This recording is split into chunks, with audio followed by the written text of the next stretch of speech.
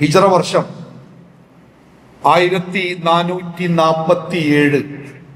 ഇപ്പൊ നമ്മൾ 1448 1447 അവസാനത്തെ മാസം ദുൽഹിജ്ജ, ഹജ്ജ് കർമ്മത്തിന് വേണ്ടി അല്ലാഹു തആല നിശ്ചയിച്ച ശ്രേഷ്ഠമായ മാസം. ഏകദേശം 17,07,000 ആളുകൾ ഈ വർഷം ഇസ്ലാമിന്റെ പഞ്ചസ്തംഭങ്ങളിലൊന്നായ ഹജ്ജ് കർമ്മം നിർവഹിക്കാൻ മക്കയിൽ ഒരുമിച്ച് കൂടി. 2,30,000 ആളുകൾ പങ്കെടുത്ത ഇന്തോനേഷ്യയാണ് ഹാജിമാരുടെ എണ്ണത്തിൽ ഏറ്റവും മേലെയുള്ള രാജ്യം. 1,79,000 ആളുകൾ പാകിസ്ഥാനിൽ നിന്നും 1,75,000 ചില്ലാനം ആളുകൾ നമ്മുടെ നാടായ ഇന്ത്യയിൽ നിന്നും 1,27,000 ആളുകൾ ബംഗ്ലാദേശിൽ നിന്നും, അങ്ങനെ ലോകത്തിന്റെ വിവിധ ഭാഗങ്ങളിൽ നിന്നായി 17 ലക്ഷത്തിലേറെ ഹാജിമാരാണ് ഈ വർഷം ഹജ്ജ് കർമ്മം നിർവഹിച്ചത്. അടുത്ത കാലത്ത് ഏറ്റവും കൂടുതൽ ഹാജിമാർ ഹജ്ജ് ചെയ്തത് 2012 അതിനുശേഷം ഒരുപാട് നിയന്ത്രണങ്ങളുടെ ഭാഗമായി ഹാജിമാരുടെ എണ്ണങ്ങളിൽ ഗണ്യമായ കുറവുണ്ടായിരുന്നു. ആ കുറവുകൾക്കപ്പുറത്തേക്ക് 17 ലക്ഷം എന്ന കണക്കിലേക്ക് ഹാജിമാരുടെ എണ്ണം ഉയർന്നത് ഈ വർഷമാണ്.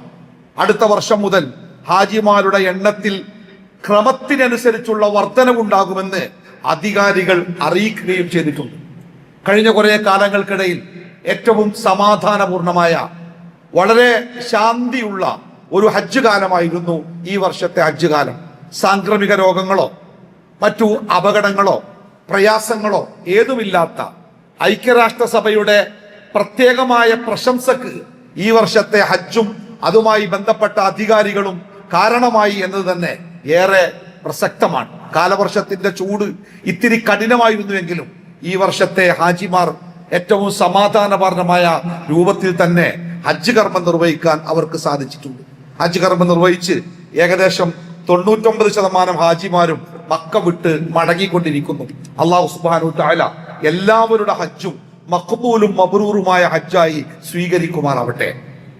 ഹജ്ജ് എന്നത് ഒരു മുസ്ലിമിനെ സംബന്ധിച്ച് നിർബന്ധമായ ഒരു കടമയാണ് എന്ന് നമ്മളെല്ലാവരും നമ്മുടെ മദ്രസയിലെ പ്രാഥമിക പാഠപുസ്തകങ്ങളിൽ നിന്ന് പഠിച്ചിട്ടുണ്ട്. നബി സല്ലല്ലാഹു അലൈഹി വസല്ലമ പഠിപ്പിച്ച ഇസ്ലാമുമായി ബന്ധപ്പെട്ട് അടിസ്ഥാനപരമായ ഒരു വചനമുണ്ട്. ബുനിയൽ ഇസ്ലാമു അലാ ഖംസിൻ. ബുനിയൽ ഇസ്ലാമു അലാ ഖംസിൻ.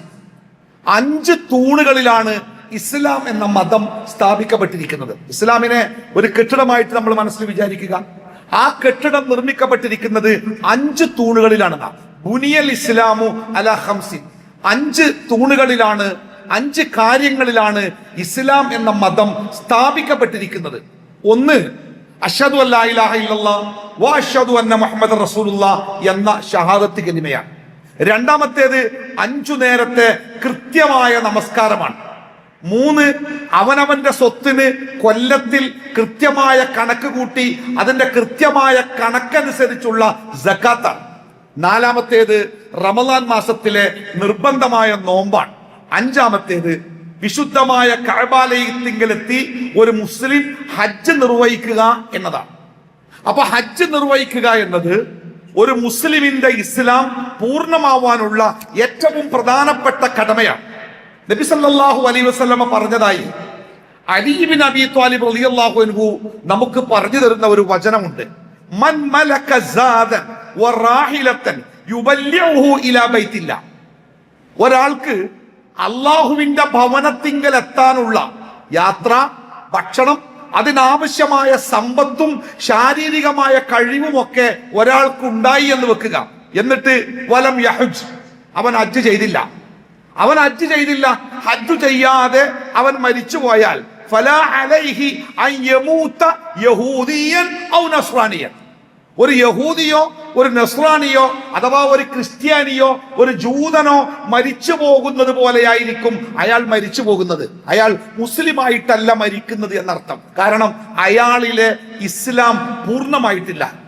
ഉമർ ഇബ്നു ഖത്താബ് റളിയല്ലാഹു അൻഹു പറയുന്നുണ്ട്, ലിയമുത് യഹൂദിയൻ ഔ നസ്രാനിയൻ, ഹജ്ജ് ചെയ്യാൻ ആവശ്യമായ എല്ലാ സാഹചര്യങ്ങളും ഒത്തിട്ടും അത് നിർവഹിക്കാതെ മരിച്ചുപോയ ഒരാൾ യഹൂദിയോ ക്രിസ്ത്യാനിയോ ആയിട്ട് മരിച്ചു പോകട്ടെ, അവൻ മുസ്ലിമായി മരിച്ചു എന്ന് പറയാൻ നിർവാഹമില്ല എന്ന് പറയുന്ന ഒരുപാട് വചനങ്ങൾ നമുക്ക് ഇതുമായി ബന്ധപ്പെട്ട് വായിക്കാൻ പറ്റും. ഞാൻ സൂചിപ്പിച്ചത് നമ്മുടെയൊക്കെ മനസ്സിൽ തെറ്റായ ഒരു ധാരണയുണ്ട്. ഹജ്ജ് എന്നത് അത് അത്ര നിർബന്ധമായ ഒരു കാര്യമൊന്നല്ല.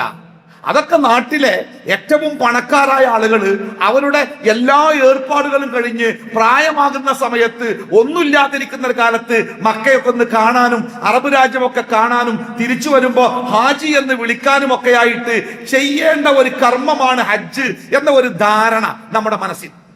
ആരാണ് ഹജ്ജ് നിർവഹിക്കേണ്ടത്?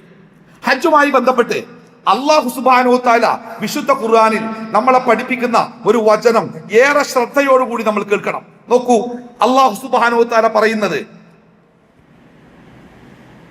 വലില്ലാഹി അലന്നാസി ഹജ്ജുൽ ബൈത്തി മൻ ഇസ്തതാഅ ഇലൈഹി സബീല. ഹജ്ജിന് ഇബ്രാഹിം നബിയോളം പഴക്കമുണ്ട്.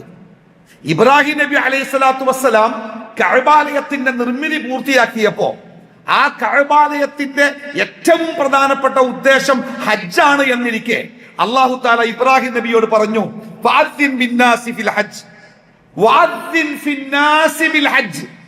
ജനങ്ങൾക്കിടയിൽ നീ ഹജ്ജിനെ കുറിച്ച് വിളംബരം ചെയ്യ്, ഹജ്ജിനെ കുറിച്ച് പ്രഖ്യാപിക്ക്, അവരോട് ഹജ്ജ് നിർവഹിക്കാൻ വേണ്ടി ഇവിടെ എത്തണമെന്ന് നീ അവരോട് വിളിച്ചു പറയ് എന്ന് ഇബ്രാഹിം നബിയോട് കൽപ്പിക്കണം. നമുക്കറിയാലോ, ഇബ്രാഹിം നബിയുടെ കുടുംബമല്ലാത്ത മറ്റാരും താമസമില്ലാത്ത ആ വിജനമായ മരുഭൂമിയിൽ ഒരു കുന്നിന്റെ മേലെ കയറി നിന്ന് ഇബ്രാഹിം നബി ലോകത്തെ ഹജ്ജിന് വേണ്ടി വിളിച്ചാൽ ആരാണത് കേൾക്കുക? അല്ലാഹു തആല പറഞ്ഞു, നീ വിളിക്ക്, കേൾപ്പിക്കുന്നവൻ ഞാനാണ്.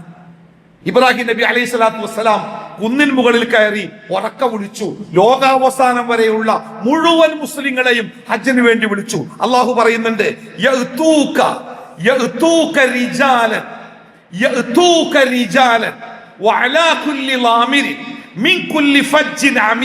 ആ പ്രയോഗം പ്രത്യേകമായി ശ്രദ്ധിക്കണം കേട്ടോ. അല്ലാഹു പറയണേ, നീ വിളിക്ക്, അവർ വരും. ആര് വരും? അന്ന് ജീവിച്ചിരിക്കുന്ന ആൾക്കാർ എന്നല്ല, അവിടെയുള്ള ആൾക്കാർ എന്നല്ല, ഖിയാമത്ത് നാൾ വരെ ഈ ലോകത്ത് ജീവിക്കുന്ന മനുഷ്യരെ കുറിച്ച് റബ്ബ് പറഞ്ഞേ, അവർ വരും. എങ്ങനെ വരും?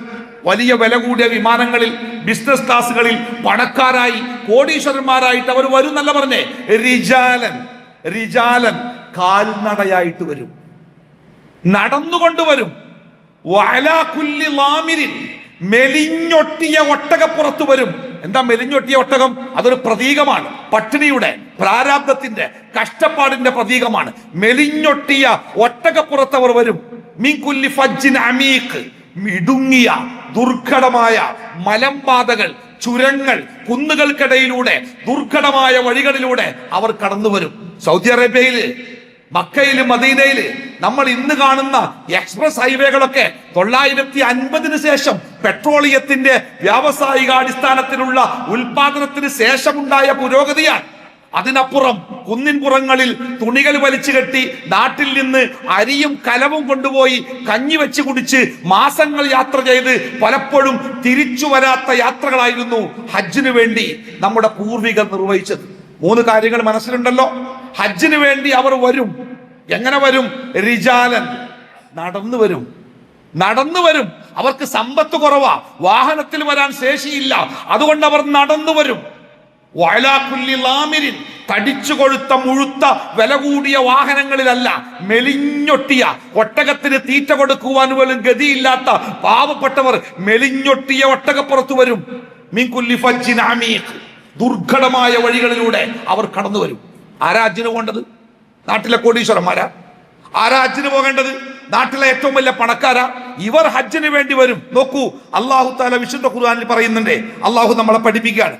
അല്ലാഹു ഹജ്ജ് നിർബന്ധമാക്കിക്കൊണ്ടുള്ള അല്ലാഹുവിന്റെ കൽപ്പന, വലില്ലാഹി അലന്നാസി ഹജ്ജുൽ ബൈത്തി മൻ ഇസ്തതാഅ ഇലൈഹി സബീല വലില്ലാഹി അലന്നാസി ഹജ്ജുൽ ബൈത്ത്.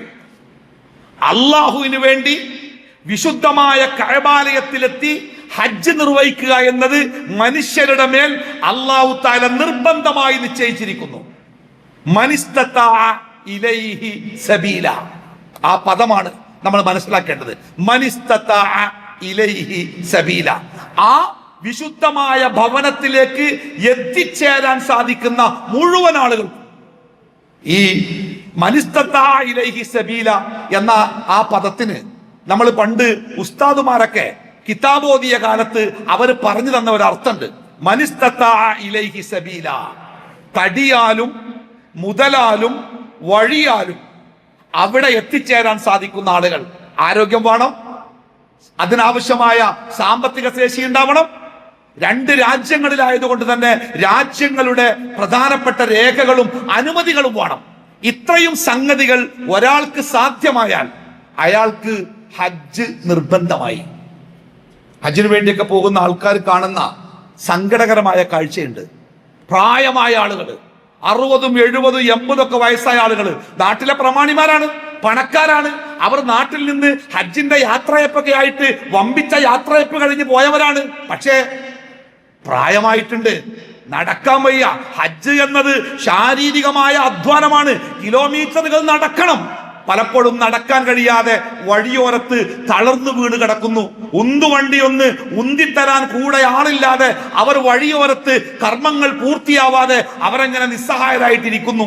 അപ്പൊ ആൾക്കാർ ഇങ്ങനെ പറയും, ഹജ്ജിന് വരികയാണെങ്കിൽ നല്ല സമയത്ത് വരണം കേട്ടോ, ആരോഗ്യമുള്ള സമയത്ത് വരണം കേട്ടോ, ഹജ്ജിന് വരികയാണെങ്കിൽ നല്ല ശേഷിയുള്ള കാലത്ത് വരണം കേട്ടോ. ഇത് കർമ്മങ്ങൾ നിർവഹിക്കാൻ പറ്റുന്നില്ല. ഒന്ന്, അറേബ്യയിലെ ശക്തമായ ചൂട്. രണ്ട്, നടക്കേണ്ടത് പലപ്പോഴും കിലോമീറ്ററുകൾ നടക്കേണ്ടി വരുന്നു. ഒരിടത്തിൽ നിന്ന് മറ്റൊരിടത്തേക്ക് വാഹനങ്ങളൊന്നും എത്താത്ത സാഹചര്യങ്ങൾ ഉണ്ടാവാം. ഇതൊക്കെ ആരോഗ്യമുള്ള ഒരാൾക്ക് മാത്രം സാധിക്കുന്ന സംഗതിയാണ്. നമ്മൾ ആരോഗ്യമുള്ള സമയത്ത് ഹജ്ജിന് പോകില്ല.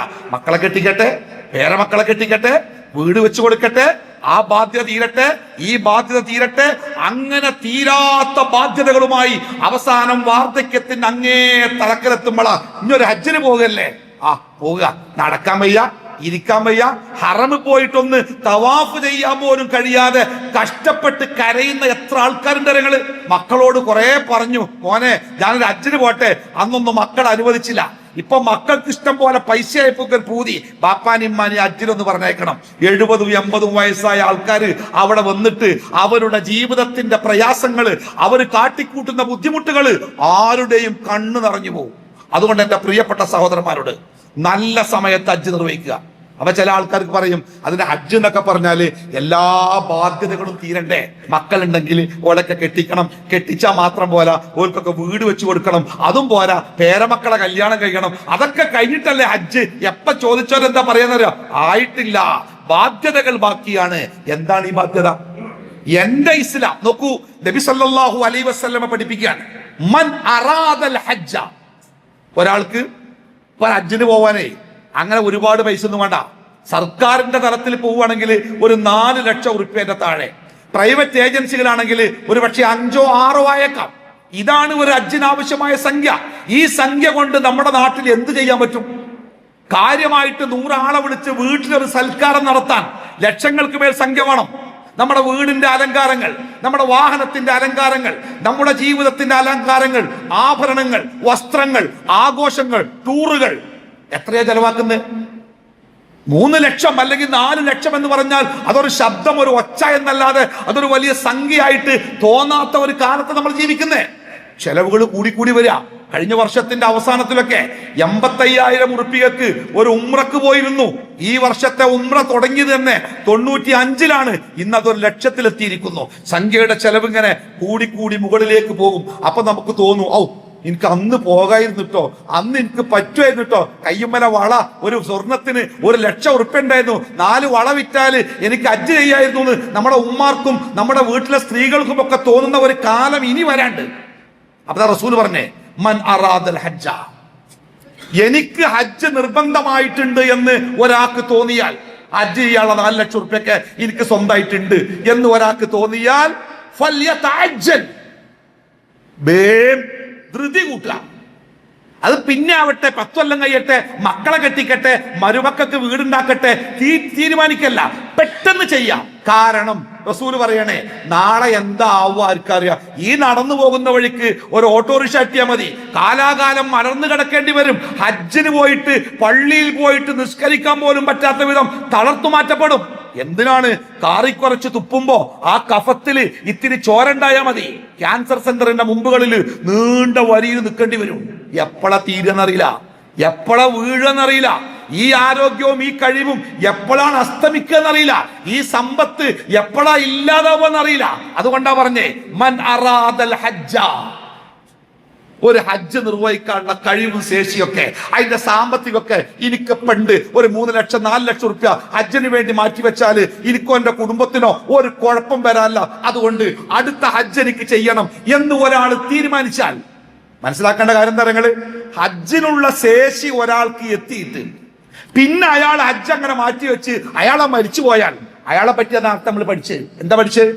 അവൻ മരിക്കുന്നത് മുസ്ലിമായിട്ടല്ല, യഹൂദിയോ നസ്രാണിയോ ആയിട്ട് മരിക്കും എന്ന വചനം നമ്മൾ കേട്ടില്ലേ? അവൻ നമ്മളൊക്കെ നിസ്കരിക്കുന്നുണ്ട്, സക്കാത്ത് കൊടുക്കുന്നുണ്ട്, ഒരുപാട് കഷ്ടപ്പെടുന്നുണ്ട്. ആ കാര്യങ്ങളുടെ കൂട്ടത്തിൽ ശ്രേഷ്ഠമായ ഒരു കാര്യം തന്നെയാണ് ഹജ്ജ്. മറക്കരുത്, അത് പ്രധാനപ്പെട്ട ഒരു കാര്യം തന്നെ. എല്ലാവർക്കും ഒന്നും കഴിയില്ല.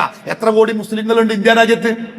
ആ മുസ്ലിങ്ങളുടെ കൂട്ടത്തിൽ ഈ 2027 ഹജ്ജ് നിർവഹിക്കുവാൻ വേണ്ടി നമ്മുടെ ഗവൺമെന്റിന് കെട്ടിയിരിക്കുന്ന കോട്ട 1,75,000, 1.25 ലക്ഷം. അത്ര ആൾക്കാർക്കേ പോകാൻ കഴിയുള്ളൂ. നമ്മളൊക്കെ പാടെ ശ്രമിച്ച് പൈസ കൊണ്ടുപോയി കെട്ടിയാൽ തന്നെ പോകാൻ പറ്റിക്കൊള്ളുന്നില്ല. ഈ 1.25 ലക്ഷം ആൾക്കാർക്കേ പറ്റുള്ളൂ. പക്ഷേ നമ്മൾ പോയോ ഇല്ലേ എന്നുള്ളതല്ല, നമ്മൾ ശ്രമിച്ചോ? അതിനാവശ്യമായ രേഖകൾ ഉണ്ടാവാൻ, അതിനാവശ്യമായ കാര്യങ്ങൾ നടക്കാൻ. എനിക്ക് അടുത്ത വർഷത്തെ ഹജ്ജ് നിർവഹിക്കണം, എനിക്കതിന്റെ ശേഷിയുണ്ട്, ആരോഗ്യമുണ്ട്, സമ്പത്തുണ്ട്. ഇനി യാത്രകളുമായി ബന്ധപ്പെട്ട ഈ 2 രാജ്യങ്ങളുടെ ഔപചാരികമായ ഔദ്യോഗികമായ രേഖകളും അനുവാദവും കിട്ടണം. അതിനാവശ്യമായത് ഞാൻ ചെയ്യാം. നമ്മൾ ശ്രമിച്ചിട്ട് കിട്ടിയിട്ടില്ലെങ്കിൽ നമ്മൾ ഉത്തരവാദിയല്ല. അള്ളാഹുവിന്റെ മുമ്പിൽ നമ്മൾ അതിന്റെ പേരിൽ ശിക്ഷിക്കപ്പെടുകയില്ല. നമ്മൾ ശ്രമിച്ചിട്ടുണ്ട്, പക്ഷെ ശ്രമിക്കാതെ 3 ലക്ഷോ 4 ലക്ഷോ 4 ലക്ഷം ഉറുപ്പിക ഉണ്ടെങ്കിൽ അവിടെ ഷെയർ എടുത്തൂടെ, ഇതിർത്തൂടെ അല്ലേ? നബി സല്ലല്ലാഹു അലൈഹി വസല്ലമ പറയണേ, ഒരാൾ ഹജ്ജ് നിർവഹിച്ചു. എങ്ങനത്തെ ഹജ്ജ്? ഹജ്ജുൻ മബ്റൂർ. നല്ല മനോഹരമായ പൂർണ്ണമായ ഒരു ഹജ്ജ് ഒരാൾ നിർവഹിച്ചു. എന്നാലോ ലൈസ ലഹു ജസാഉൻ ഇല്ലൽ ജന്ന, ലൈസ ലഹു ജസാഉൻ ഇല്ലൽ ജന്ന. അവന് സ്വർഗമല്ലാതെ കൂലില്ലാന്ന. അവന്റെ കൂലി സ്വർഗം. ഏതാ സ്വർഗം? ഈ ദുന്യാവിലെ മുഴുവൻ സ്വത്തുമായി നമ്മൾ ചെന്നാലും ഒരിത്തിരി പോലും വാങ്ങാൻ കിട്ടാത്ത അത്രയും വില കൂടിയ സ്വർഗം ഒരു ഹജ്ജോട് കിട്ടും.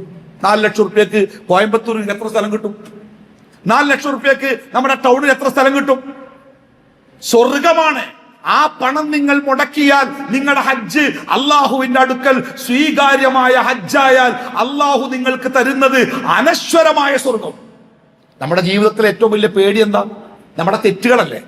നമ്മൾ ചെയ്തുകൊണ്ടിരിക്കുന്ന തെറ്റുകൾ നമ്മളെ നശിപ്പിച്ച് കളയുന്നുണ്ട് എന്ന പേടി നമുക്കില്ലേ? നോക്കൂ, റസൂലുള്ളാഹി സ്വല്ലല്ലാഹു അലൈഹി വസല്ലം പറഞ്ഞത്, ഒരു മനുഷ്യൻ അവൻ ഹജ്ജ് നിർവഹിച്ചാൽ, മൻ ഹജ്ജ ലില്ലാഹ്, അള്ളാഹ്ക്ക് വേണ്ടി ഒരാൾ ഹജ്ജ് നിർവഹിച്ചാൽ, അള്ളാഹ്ക്ക് വേണ്ടിയാ, ഹാജി എന്ന് വിളിക്കാനോ മറ്റെന്തെങ്കിലും ഉദ്ദേശത്തിനൊന്നുമല്ല, അള്ളാഹിന്റെ കൂലിക്ക് വേണ്ടി, അള്ളാഹു എന്നോട് കൽപ്പിച്ചതാണല്ലോ എന്ന തിരിച്ചറിവോടുകൂടി ഒരാൾ അള്ളാഹ്ക്ക് വേണ്ടി ഹജ്ജ് നിർവഹിച്ചാൽ, എങ്ങനത്തെ ഹജ്ജ്?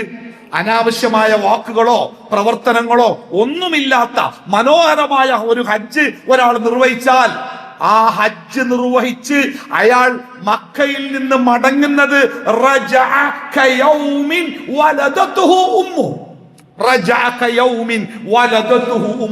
അവന്റെ ഉമ്മ അവനെ പ്രസവിച്ച 1ാമത്തെ ദിവസം ഉണ്ടല്ലോ, ഉമ്മ പ്രസവിച്ച അന്ന് ഒരു തെറ്റും നമ്മുടെ ജീവിതത്തിലില്ല, നിഷ്കളങ്കനായ കുട്ടി. ആ കുട്ടി സ്വർഗാവകാശിയാ. ആ കുട്ടിയെ പോലെ സ്വർഗാവകാശിയായിട്ട് മടങ്ങാന. സകല പാപങ്ങളും അള്ളാഹ് പൊറുക്കും. ഏതുകൊണ്ട്? ഹജ്ജ് കൊണ്ടില്ലേ. ഹജ്ജിന് പോകുന്ന ആളുകളെ അള്ളാഹു തആല വിശേഷിപ്പിച്ചത് അള്ളാഹുവിന്റെ അതിഥികൾ. 3 വിഭാഗം ആളുകളാണ് അള്ളാഹുവിന്റെ അതിഥികൾ. 3 വിഭാഗം ആളുകൾ അള്ളാഹുവിന്റെ നമ്മളൊക്കെ നാട്ടിലെ MLA യുടെ അതിഥിയാണ് എന്ന് പറയാൻ നമുക്ക് എന്തൊരു അഹങ്കാരേ. ഞാൻ മന്ത്രിയുടെ പരിപാടി പങ്കെടുക്കാൻ പോവാ, എന്നെ വിളിച്ചിട്ടുണ്ട് എന്ന് പറയുമ്പോൾ നമുക്കെന്ത് തലയെടുപ്പാതെ? അള്ളാന്റെ അതിഥി ഒന്ന്, അള്ളാന്റെ മാർഗത്തിൽ ശത്രുക്കൾക്കെതിരെ പൊരുതാൻ വേണ്ടി ഇറങ്ങി പുറപ്പെടുന്ന പോരാളി ഉണ്ടല്ലോ, അവൻ അള്ളാഹുവിന്റെ അതിഥിയാണ്. രണ്ട്, ഹജ്ജിന് വേണ്ടി പുറപ്പെടുന്ന വ്യക്തി. മൂന്ന്, ഉംറയ്ക്ക് വേണ്ടി പുറപ്പെടുന്ന വ്യക്തി അള്ളാഹുവിന്റെ അതിഥിയാണ്. സൗദി അറേബ്യയിലേക്ക് പ്രവേശിക്കുമ്പോൾ വിമാനത്താവളം മുതൽ വലിയ ബോർഡുകൾ കാണാം. ഹജ്ജിന് വേണ്ടി ചെല്ലുന്ന ആളുകളെ അവർ വിശേഷിപ്പിക്കുന്നത് ളുയൂഫുർ റഹ്മാൻ, പരമകാരുണ്യകനായ അള്ളാഹുവിന്റെ അതിഥികളെ നിങ്ങൾക്ക് സ്വാഗതം. നമുക്ക് അള്ളാഹുവിന്റെ അതിഥികളാവണ്ടേ, അള്ളാഹുവിന്റെ അതിഥികളാവണ്ടേ, അള്ളാഹുവിന്റെ സ്വർഗത്തിന്റെ അവകാശികളാവണ്ടേ, അള്ളാഹുവിന്റെ അടുക്കൽ ഏറ്റവും പ്രിയപ്പെട്ടവരാവണ്ടേ, അള്ളാഹു നമ്മളെ ഏൽപ്പിച്ച ഇസ്ലാമിനെ നമുക്ക് പൂർത്തിയാക്കണ്ടേ. ഇപ്പോ ഹജ്ജിന് വേണ്ടി അപേക്ഷിക്കാനുള്ള സമയമാണ്. ഈ ദിവസം മുതൽ അടുത്ത മാസം 20-ാം തീയതി ആണെന്ന് തോന്നുന്നു, ബന്ധപ്പെട്ടാൽ അറിയാം. ആ ദിവസങ്ങൾ ഹജ്ജിന് വേണ്ടി നമ്മുടെ ഗവൺമെന്റ് ഹജ്ജ് വകുപ്പിന്റെ കീഴിൽ ഹജ്ജിന് പുറപ്പെടേണ്ട ആളുകളുടെ അപേക്ഷാ സമയങ്ങളാണ്.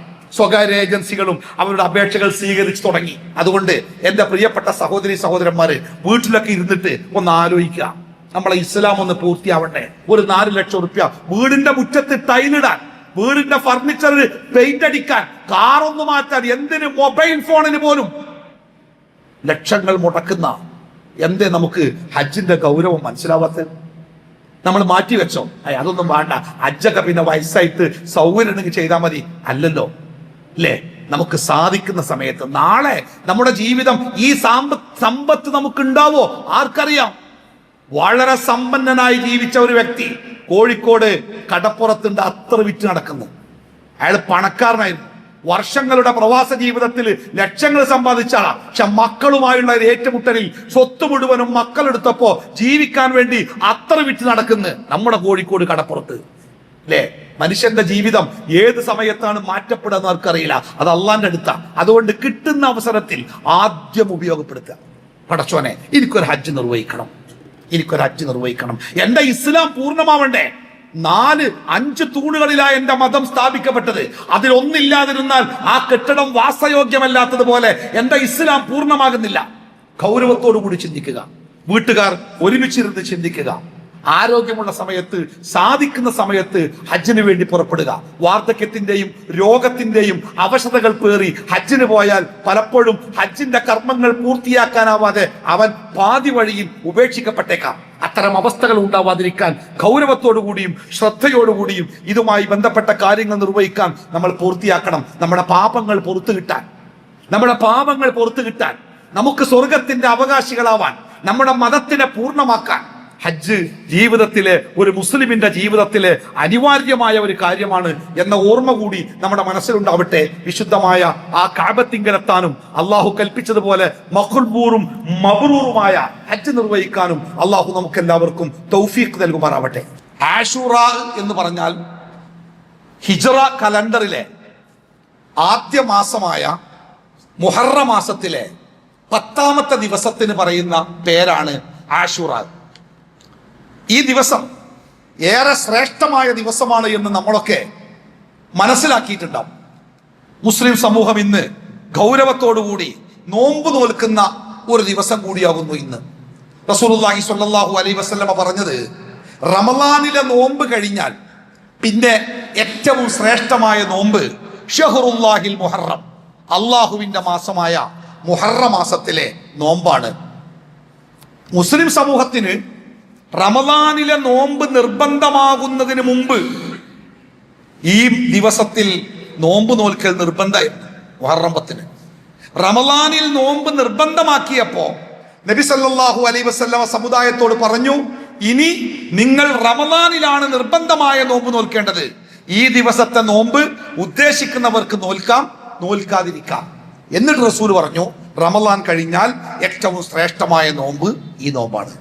ഈ ഒരൊറ്റ നോമ്പ് കൊണ്ട് ഒരു വർഷത്തെ ജീവിതത്തിന്റെ ഇടക്ക് നമ്മുടെ ജീവിതത്തിൽ വന്നുപോയ തെറ്റുകുറ്റങ്ങൾ, ചെറിയ തെറ്റുകൾ. വലിയ തെറ്റൊക്കെ പൊറുക്കണമെങ്കിൽ തൗബ ചെയ്യണം, പ്രായശ്ചിത്തം ചെയ്യണം, അതിന് അതിൻ്റെതായ നിബന്ധനകളുണ്ട്. അവന്റെ ചെറിയ തെറ്റുകളൊക്കെയും ഈ ഒരു മാസത്തെ, ഈ ഒരു ദിവസത്തെ നോമ്പ് കൊണ്ട് പൊറുക്കപ്പെടും എന്ന് റസൂലുള്ളാഹി സ്വല്ലല്ലാഹു അലൈഹി വസല്ലമ നമുക്ക് പഠിപ്പിച്ചു തന്നു. എന്താണ് ഈ ദിവസത്തിലെ നോമ്പ് നോൽക്കാൻ പ്രേരിപ്പിക്കുന്ന ഘടകം എന്താണ്? നോക്കൂ, നബി സല്ലല്ലാഹു അലൈഹി വസല്ലമ മദീനയിലേക്ക് ചെല്ലുമ്പോൾ, മക്കയിൽ വെച്ച് പ്രവാചകൻ ഈ ദിവസം നോമ്പ് നോൽക്കാറുണ്ടായിരുന്നു. പക്ഷെ മദീനയിൽ ചെന്നപ്പോ മദീനയിലെ ജൂതന്മാരൊക്കെ ഈ ദിവസം നോമ്പ് നോൽക്കുന്നുണ്ട്. അപ്പൊ നബി സല്ലല്ലാഹു അലൈഹി വസല്ലം അവരോട് ചോദിച്ചു, മഹാദാ, അതെന്താ ഇന്ന് നിങ്ങളൊക്കെ നോമ്പ് നോൽക്കാനുള്ള കാരണം? അവർ പറഞ്ഞു, ഖാലു ഹാദാ യൗമുൻ സ്വാലിഹുൻ ഹാദാ യൗമുൻ നജല്ലാഹു ബനി ഇസ്രായീല മിൻ അദുവിഹിം. ഇന്ന് ഒരു പ്രത്യേക ദിവസമാണ്, ശ്രേഷ്ഠമായ ദിവസമാണ്. ഈ ദിവസമാണ്, അഥവാ ഈ മുഹറം 10 എന്ന ഈ ദിവസത്തിലാണ് ഫിർഔൻ എന്ന അതിക്രമകാരിയായ രാജാവിന്റെ മുമ്പിൽ ഏറ്റവുമേറെ മർദ്ദിതരായി ജീവിച്ചിരുന്ന ബനൂ ഇസ്രായേലരെ അള്ളാഹു രക്ഷപ്പെടുത്തിയത് ഈ ദിവസത്തിലാണ്. അതിന്റെ നന്ദി എന്നോണം മൂസാ നബി അലൈഹി സ്വലാത്തു വസ്സലാം അന്ന് നോമ്പ് നോറ്റു. ഞങ്ങളും അതിന്റെ തുടർച്ചയായി നോമ്പ് നോൽക്കുന്നു. റസൂലുള്ളാഹി സ്വല്ലല്ലാഹു അലൈഹി വസല്ലമ അവരോട് പറഞ്ഞു, ഫഅന അഹഖു ബിമൂസാ മിൻകും, ഫഅന അഹഖു ബിമൂസാ മിൻകും, നിങ്ങളെക്കാളേറെ മൂസാ നബിയുമായി ബന്ധപ്പെട്ടത്, മൂസാ നബിയെ അവകാശപ്പെട്ടത് ഞാനാണ്. ഞാൻ അന്ന് നോൽക്കുന്നുണ്ട്, ഈ സമുദായം മുഴുവനും ആ ദിവസം നോമ്പ് നോൽക്കുന്നുണ്ട്. അപ്പോ ഫസ്വാമഹു, നബി ആ ദിവസം നോമ്പ് നോറ്റു. വഅമറ ബിസ്വിയാമി, അന്ന് നോമ്പ് നോൽക്കാൻ മറ്റുള്ളവരോട് പ്രവാചകൻ കൽപ്പിക്കുകയും ചെയ്തു. മുഹറം എന്ന മാസം, ആ മാസത്തെ വിശേഷിപ്പിച്ചത് ഷഹ്റുല്ലാ. എന്താ പറഞ്ഞത്? ഷഹ്റുല്ലാ. എന്താ അർത്ഥം? എന്താണ്? അള്ളാന്റെ മാസം. അപ്പൊ ബാക്കിയുള്ള മാസക്കാരത ഒക്കെ അള്ളാന്റെ തന്നെ. പക്ഷെ ഈ മാസത്തിനോട് അള്ളാഹു ഒരു പ്രത്യേക ആദരവ്. മുഹറം എന്ന വാക്കിന്റെ അർത്ഥം എന്താ അറിയോ? ശ്രേഷ്ഠമായതെന്നാ ആ വാക്കിന്റെ അർത്ഥം തന്നെ. പക്ഷേ നമ്മുടെ നാട്ടിലും സമൂഹത്തിലൊക്കെ മുഹറം എന്ന് കേൾക്കുമ്പോൾ ഒരു വേണ്ടാത്ത ചിന്ത ഉണ്ട് സമുദായത്തിലല്ലേ. അത് നല്ല മാസമല്ല, നല്ല ദിവസമല്ല. ഒരു ബിസിനസ് തുടങ്ങാൻ മുഹറം മാസം കഴിഞ്ഞോട്ടെ, മുഹറം 10 അങ്ങോട്ട് കഴിഞ്ഞോട്ടെ. കല്യാണങ്ങളൊക്കെ, മക്കളുടെ കല്യാണങ്ങളൊക്കെ ആലോചിക്കുമ്പോൾ നാട്ടിലെ ഉസ്താദുമാര് കലണ്ടർ എടുത്തു വെച്ചിട്ട്, ഇത് മുഹറം അല്ലേ, മുഹറം അങ്ങോട്ട് കഴിഞ്ഞോട്ടെ, അല്ലെങ്കിൽ മുഹറം 10 കഴിഞ്ഞോട്ടെ. എന്താ കാരണം? മുഹറം ശകുനത്തിന്റെ മാസമാണെന്ന വിശ്വാസം. നല്ല കാര്യങ്ങൾക്ക് പറ്റാത്ത മാസം അത്രേ. ആരാണ് മുഹറത്തിനെ ശകുനത്തിന്റെ മാസമാക്കിയത്? അള്ളാഹുവിന്റെ മാസം എന്ന് വിശേഷിപ്പിച്ച, ശ്രേഷ്ഠമായ മാസം എന്ന് അള്ളാഹു തആല പേര് കൊടുത്ത ആ മാസത്തിനെ ആരാണ് ശകുനത്തിന്റെ മാസമാക്കിയത്? ചരിത്രത്തിൽ അതിന്റെ ഒരു അടയാളം കാണാം. ഷിയാക്കൾ അവരുടെ ഇമാമായിട്ട് അവർ സ്വയം വിശേഷിപ്പിക്കുന്ന ഇമാം ഹുസൈൻ, നബി സല്ലല്ലാഹു അലൈഹി വസല്ലമയുടെ പേരക്കുട്ടി ഹുസൈൻ റളിയല്ലാഹു അൻഹു, അദ്ദേഹം കൊല്ലപ്പെട്ടത് കർബലയിലാണ്. ആ പോരാട്ടത്തിൽ ഒരു മുഹറം 10-നാണ് അദ്ദേഹം കൊല്ലപ്പെടുന്നത്. അതുകൊണ്ട് തന്നെ ഷിയാക്കളെ സംബന്ധിച്ച് മുഹറം മാസം കറുത്ത മാസമാണ്. അത് വേദനയുടെ മാസമാണ്, സങ്കടത്തിന്റെ മാസമാണ്. നെഞ്ചത്തടിച്ച് അവർ അലറിക്കരയും. ആയുധങ്ങൾ കൊണ്ട് ശരീരത്തിൽ മുറിവേൽപ്പിച്ച് അവർ സ്വയം വേദനിക്കും. തീക്കനലുകളിലൂടെ അവർ നടന്നു പോകും. പീഡനം, അന്ന് കർബലയിലുണ്ടായ ആ പീഡനത്തിന്റെ അടയാളം, അതിന് ഇസ്ലാമുമായിട്ട് ഒരു ബന്ധമില്ല. അത് പ്രവാചകന്റെ മരണശേഷം വർഷങ്ങൾക്ക് ശേഷം ഉണ്ടായ കാര്യമാണ്. നബി സല്ലല്ലാഹു അലൈഹി വസല്ലമ മുഹറം മാസത്തിനെ ആദരിച്ചു. ആ മുഹറത്തിലെ നോമ്പിനെ ശ്രേഷ്ഠമായ നോമ്പായി കണ്ടു. ആ മുഹറം മാസം പവിത്രമായ മാസമാണ് എന്ന് നമുക്ക് പഠിപ്പിച്ചു തന്നു. അല്ലാഹു തആല 12 മാസങ്ങൾ സൃഷ്ടിച്ചപ്പോ അതില് 4 മാസങ്ങളെ ശ്രേഷ്ഠമാക്കിന. ഏതൊക്കെ 4 മാസങ്ങള്? തുടർച്ചയായ 3 മാസങ്ങൾ, ദുൽഖഅദ, ദുൽഹിജ്ജ, മുഹറം. പിന്നെ 4-മത്തെ ഒരു മാസം അല്ലാഹു തആല അതിനോട് ചേർത്ത് വെച്ചു. ഇങ്ങനെ അല്ലാഹു തആല ശ്രേഷ്ഠമാക്കിയ 4 മാസങ്ങളിൽ ഒരു മാസമാണ് മുഹറം. നമ്മളെ സംബന്ധിച്ച് ശകുനപ്പിഴകളില്ല, ദുശകുനങ്ങളില്ല. നമ്മളെ സംബന്ധിച്ച് എല്ലാ ദിവസങ്ങളും മനോഹരമായ ദിവസങ്ങളാണ്. എല്ലാ സമയങ്ങളും മനോഹരമായ സമയങ്ങളാണ്. എല്ലാ മണിക്കൂറുകളും മനോഹരമായ മണിക്കൂറുകളാണ്. നാഴികകളും വിനാഴികകളും ഒക്കെ കാലം എന്ന് പറയുന്ന അല്ല പറഞ്ഞില്ലേ, ലാ തസുബ്ബുദ്ദഹ്റ, നിങ്ങൾ കാലത്തെ ചീത്ത പറയരുത്. അതെന്താ? ചില ആൾക്കാർ പറയണേ, സമയം ശരിയല്ല, ഒരു കച്ചവടം ചെയ്തു പൊളിഞ്ഞുപോയി, അവസാനം എന്താ പറയാ, എന്താ ചെയ്യണേ, നേരം ശരിയായില്ല. അല്ലെങ്കിൽ കാലം ശരിയായില്ല, സമയം ശരിയായില്ല, അങ്ങനെ ഒരു പ്രയോഗം. നിങ്ങൾ കാലത്തെ കുറ്റം പറയരുത്. അല്ല പറയണേ, ലാ തസുബ്ബുദ്ദഹ്റ, നിങ്ങൾ കാലത്തെ കുറ്റം പറയരുത്. നമ്മൾ പറയില്ലേ മോശം കാലാണ്, മോശം സമയമാണ്.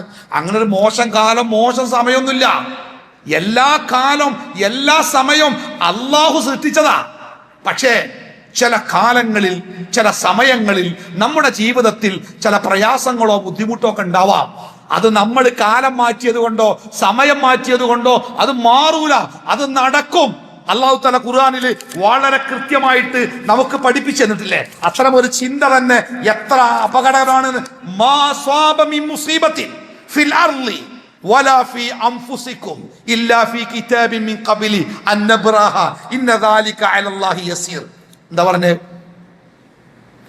ഭൂമിയിലാവട്ടെ നിങ്ങളുടെ ജീവിതത്തിലാവട്ടെ എന്തെങ്കിലുമൊക്കെ ദുരന്തങ്ങളൊക്കെ ഉണ്ടാവുകയാണെങ്കിൽ മനസ്സിലാക്കിക്കോളി, അത് അല്ലാഹു തആല നേരത്തെ രേഖപ്പെടുത്തി വെച്ചതാ.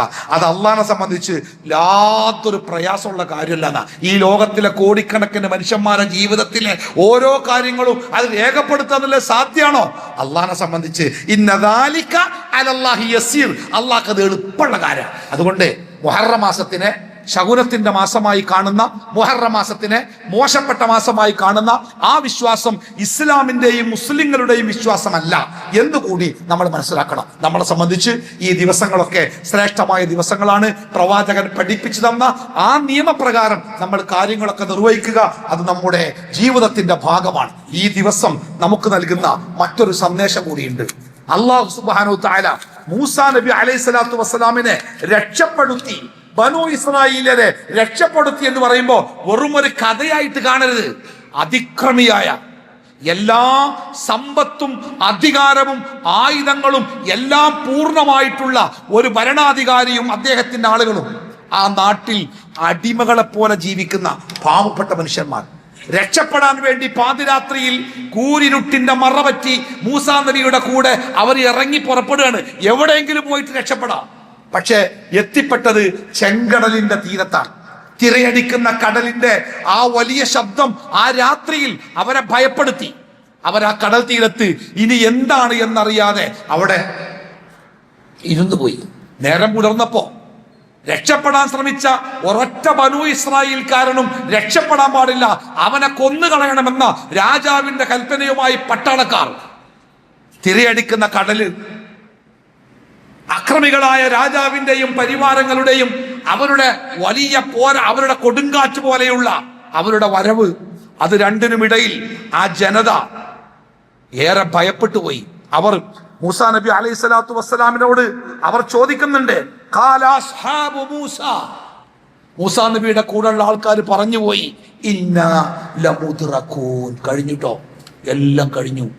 ഇന്നാ ലമുദ്റകൂൻ, നമ്മൾ പിടിക്കപ്പെടും, നമ്മൾ പിടിക്കപ്പെട്ടു, ഒന്നുകിൽ കൊല്ലപ്പെടും, അല്ലെങ്കിൽ കടലിൽ ജീവിതം അവസാനിപ്പിക്കേണ്ടി വരും. വേറൊരു വഴിയില്ല. മുമ്പിൽ കടല്, ബേക്കില് ഫിറഔനും അനുയായികളും, വേറൊരു മാർഗമില്ല. ഇന്നാ ലമുദ്റകൂൻ. പക്ഷേ അക്ഷോഭ്യനായി സമാധാനത്തോടെ ധൈര്യത്തോടെ അവരുടെ നേതാവ് മൂസാ നബി അലൈഹി സ്വലാത്തു വസ്സലാം അവർക്ക് കൊടുക്കുന്ന മറുപടി, ഖാല, അദ്ദേഹം പറഞ്ഞു, കല്ലാ, വേണ്ട, സങ്കടപ്പെടണ്ട, നിരാശപ്പെടണ്ട, എല്ലാം അവസാനിച്ചു എന്ന് വിചാരിക്കേണ്ട. കല്ല, അങ്ങനെയല്ല. ഇന്ന മഅയ റബ്ബി, എന്റെ കൂടെ എന്റെ റബ്ബുണ്ട്, എന്റെ കൂടെ എന്റെ റബ്ബുണ്ട്. സയഹ്ദീൻ, അവൻ എനിക്ക് മാർഗം കാണിച്ചു തരും. കാണിച്ചില്ലേ അല്ലാ, അല്ലേ? അതൊരു വിശ്വാസ.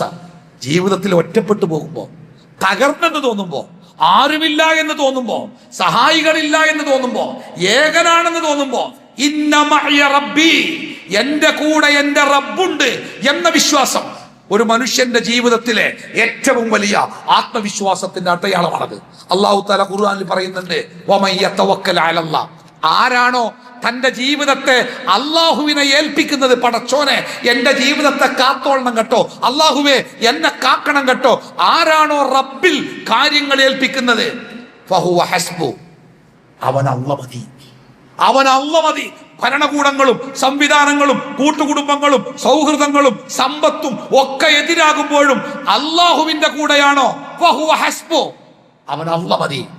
ആ അചഞ്ചലമായ വിശ്വാസത്തിന്റെ ഓർമ്മപ്പെടുത്തൽ കൂടിയാണ് ഓരോ മുഹറം 10-ലും ആശൂറായിലും നമ്മളെ ഓർമ്മപ്പെടുത്തിക്കൊണ്ടിരിക്കുന്നത്.